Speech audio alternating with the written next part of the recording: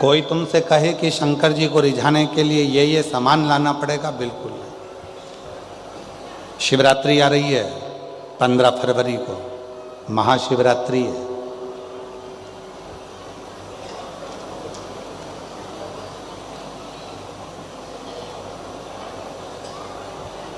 कितना भी विशाल रोग है शरीर में, कितना भी, भले डॉक्टर जवाब दे दिए कि ये रोग, और हमने फिर निवेदन करेंगे डॉक्टर शिव का रूप है, हम डॉक्टर को शंकर कहते हैं। शरीर में रोग हो तो सबसे पहले डॉक्टर के पास जाओ, क्योंकि डॉक्टर शंकर का एक रूप माना गया, महामृत्युंजय का स्वरूप डॉक्टर को मानते हैं।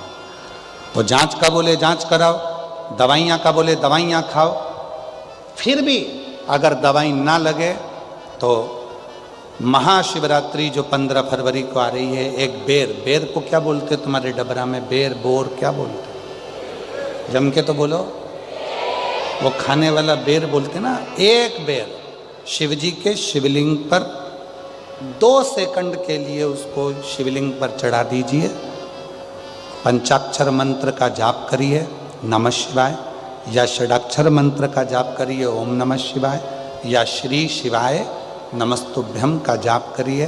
बाबा को, शिव को पाना बहुत दूर नहीं जाना है, घर में ही, तुम्हारे घर में जो गमला है उसी में एक मिट्टी का ढेला लगाइए, शिवलिंग बनाइए, उसी पे जल चढ़ाओ, पूजन कर लो, आराधना कर लो, साधना कर लो, शिव कृपा करना प्रारंभ करो। बाबा को प्रार्थना करिए। बाबा, सुना है भृंगी ने, श्रृंगी ने, नंदी ने, माँ पार्वती जी ने और 64 योगिनियों ने आपकी आराधना इस कांटे में जन्मे हुए बेर से करी है। बाबा, तो सबके दुख मिटाता है, मेरे भी शरीर का रोग समाप्त करना। बेर चढ़ा के उसी बेर को प्रदोष काल के समय पर, शाम के समय पर थोड़ा सा उसको खाना, और बन सके तो पूरा खा लेना, गुठली फेंक देना, नहीं खाते बने तो थोड़ा सा खाना।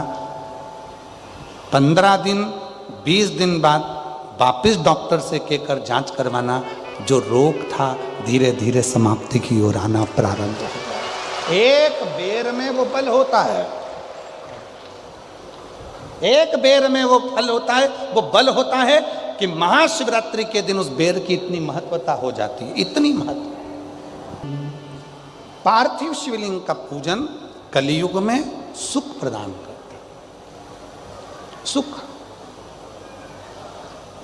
चर्म रोग हो गया, चमड़ी सफेद पड़ने लगी, शरीर में चिट्टे पड़ने लगे, पूरा शरीर बेकार होने लगा,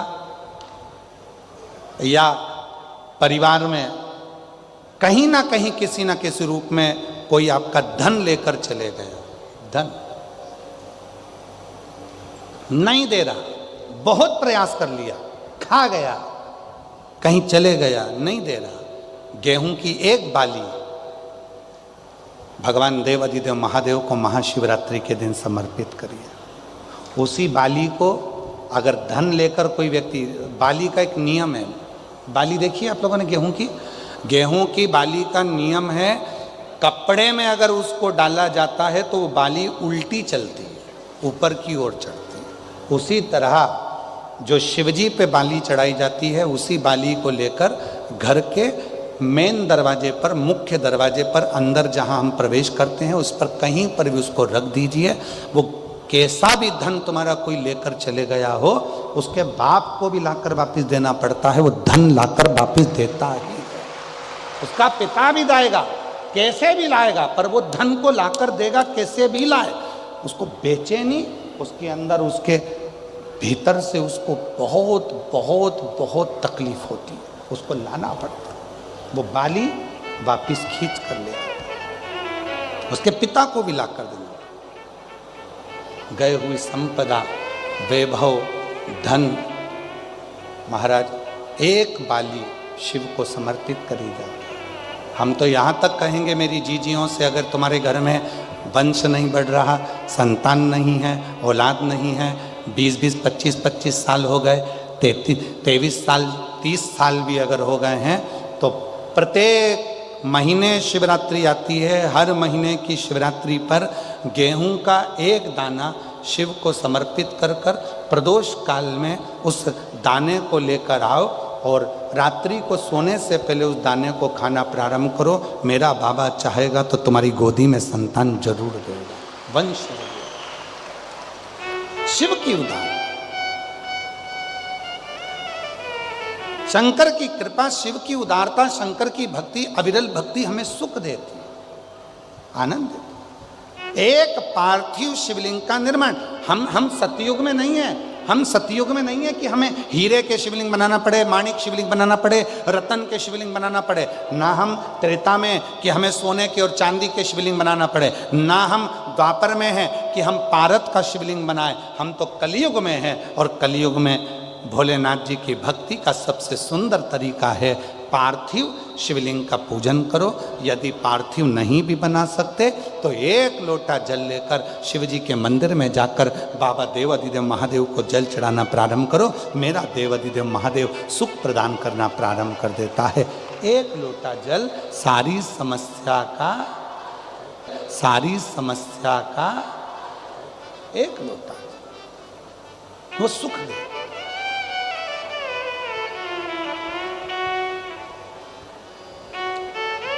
इसलिए शिव महापुराण की कथा कहती है शिव तत्व की भक्ति शंकर। और फिर निवेदन है शिव पार्वती जी की तप साधना से प्रसन्न होकर पार्वती को अपना मना लेते हैं। शिव महापुराण की कथा कहती है, दुनिया के लोग कहते हैं शिवरात्रि के दिन शंकर भगवान और पार्वती जी का विवाह हुआ था। नहीं, शिवरात्रि के दिन प्रथम बार पृथ्वी पर भगवान शंकर के शिवलिंग का प्रागट्य हुआ था। प्रागट्य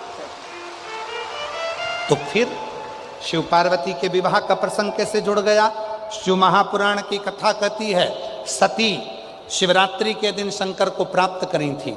पार्वती जी ने शिवरात्रि के दिन शिव जी को प्राप्त करा था। 64 योगिनियों ने शिव जी को शिवरात्रि के दिन प्राप्त करा था। अष्ट सिद्धि नवनिधि, दुनिया की ऐसी कोई सिद्धि नहीं है जो शिवरात्रि के दिन आपको प्राप्त नहीं हो सकती। इसलिए शिवरात्रि के दिन एक लोटा जल चढ़ाओ और अपने जीवन को इतना सिद्ध बना लो कि शिव आप पर करुणा करना प्रारंभ कर। इसलिए 2026 की शिवरात्रि को ग्रीन शिवरात्रि के रूप में मनाओ। ग्रीन शिवरात्रि से मतलब है भगवान शंकर प्रकृति के देवता हैं। आज पूरी पृथ्वी शहरों में बनते जा रहे हैं, नगर बसता जा रहा है, पेड़ कटते जा रहे हैं। ग्रीन शिवरात्रि के रूप में मनाओ। शिवरात्रि के दिन एक पेड़ अवश्य लगाओ। जैसे शिवजी के मंदिर में लोटा भर के जल चढ़ाते हो, पेड़ में चढ़ाओ, जिससे वो वृक्ष हरा भरा होगा तो पृथ्वी भी हरी भरी होगी। और हमारे शिव प्रकृति के देवता हैं, वृक्ष को देखकर आशीर्वाद तुम्हें देंगे, प्रसन्न होंगे। इसलिए वृक्ष जरूर लगाओ, पेड़ लगाओ, वृक्ष लगाओ और जीवन को सार्थक बनाओ। ऐसी पवित्र कथा शिव महापुराण की आज कथा का दूसरा दिवस विराम की ओर जा रहा है।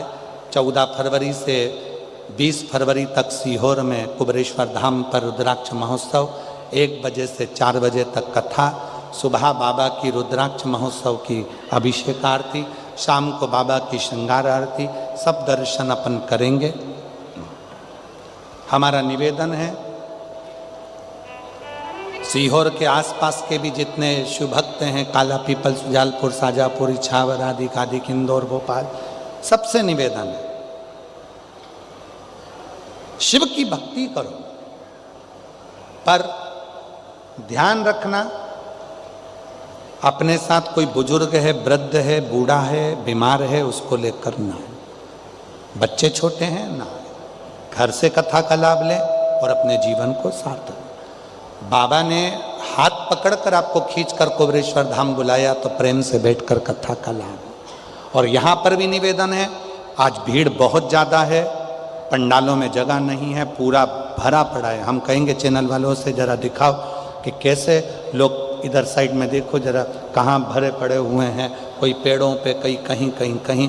तो निवेदन है कि भीड़ बहुत ज़्यादा है, आप लोग अपने बच्चों का, चेन अंगूठी मोबाइल पर्स का, अपने सामान का ध्यान रखना, बुजुर्गों का ध्यान रखना, धीरे धीरे चलना, आराम से चलना।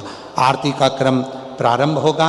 कल कथा का समय सुबह 8 बजे से 11 बजे तक डबरा के इस पवित्र कथा पंडाल में, और टीवी पर कथा आएगी 1 बजे से 4 बजे तक। हर हर